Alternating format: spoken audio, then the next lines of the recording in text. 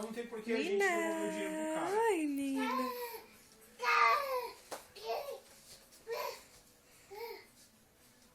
Ps, ps. Nina, vem cá. Vem. Vem aqui, mamãe. Vem aqui.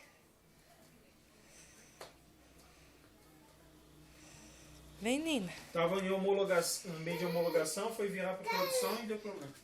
Não, deles lá. Entendi, então, da loja.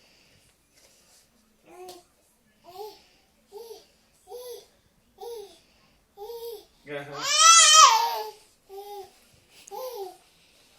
Não, não, eu entendo. É, por isso que até eu vou pedir ajuda de vocês para inserir informações daquele termo de adesão que eu mandei para vocês. O cara tá ciente, falar, ó, o módulo funciona, eu não sei quais são as informações que eu preciso colocar ali para o cara entender e falar, não, eu posso instalar o módulo para ele funcionar e ir até aqui. Se eu quiser partir daqui para frente, eu preciso contratar a sua marketing ou uma outra empresa. Eu preciso da ajuda de vocês para inserir essas informações no termo de adesão. Aí a gente limita, né?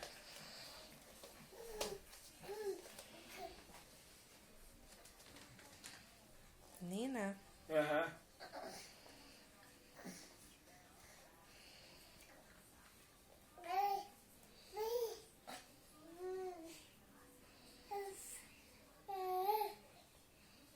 Nina.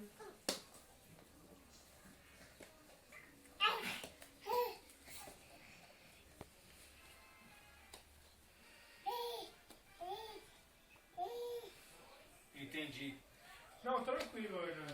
É só para eu saber mesmo o que rolou, Nina. para eu colocar isso pro Luiz lá e depois eles decidirem se vão devolver o dinheiro do cara ou não, porque a gente fez um trabalho de homologação, liberou o ambiente, vocês instalaram o módulo, atendeu o cara e aí ele decide mudar e a gente simplesmente cancela tudo e fala beleza.